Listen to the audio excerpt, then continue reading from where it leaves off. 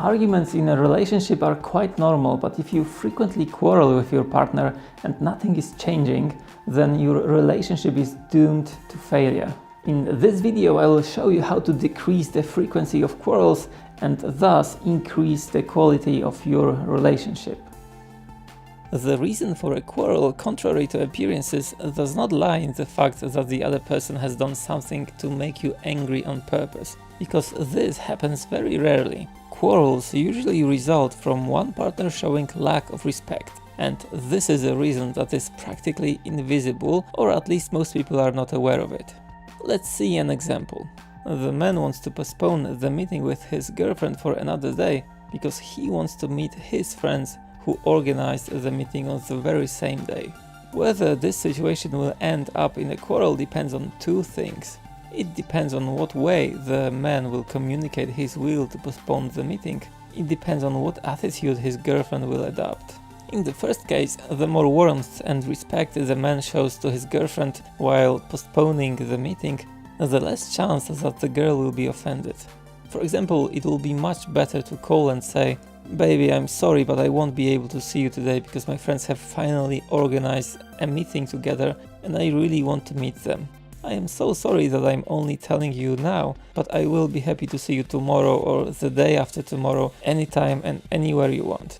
It is much worse to write a text message in this style. "Hello, I can't meet with you today, I will call you tomorrow." In these two situations, the result is the same. The meeting is cancelled, but the way of communication is crucial. Of course, even if the girl receives the text message I mentioned earlier, there is no reason to be offended immediately. She also needs to understand that first of all, everyone has the right to decide about their life, and her boyfriend can cancel the meeting with her if he prefers to do something different. Even if the reason for cancelling the meeting would be that he's simply tired, convincing him to agree to meet may have a negative impact on the girl's attractiveness. Secondly, even if the way in which the boy cancels the meeting is rather dry and repulsive, it does not mean that the girl should feel bad about it and start an argument. Of course, she may or even should actually talk to him about it later, but first of all, it's always worth doing it calmly. And secondly, instead of reminding the other side what they did, it's better to say how you felt when you heard something like that. It completely changes the way you communicate. Compare these two examples. If you have made an appointment with me, then you should meet with me. Second, I understand that you wanted to see your friends. I just felt really bad with how you told me about it. I felt as if you didn't care about me at all. So if something troubles you about your partner, think first of all, how would you behave if you were him? Don't you by any chance restrict his freedom? Don't accuse him, don't point out his mistakes, don't teach him. Every time you arouse hostility in him, the agreement will be over and a regular quarrel will begin. Talk about how you feel when your girlfriend or boyfriend does something that you don't like. This is the best way of communication in your relationship. Try to stay calm no matter what.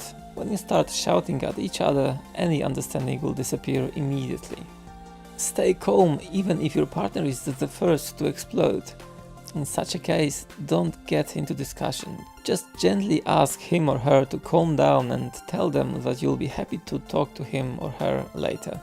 Also try to see your mistakes, even if they were much smaller than your partner's misconduct. That will give him an example. Admit and apologize for them. At the same time, tell them how you felt after what they did to you. If you would like to receive more videos like this in the future, please subscribe to my YouTube channel. And if you'd like to check out what are your chances for the relationship to survive, please go to robertmarshall.com and take a free test. And that's it for now. See you soon. Robert Marshall.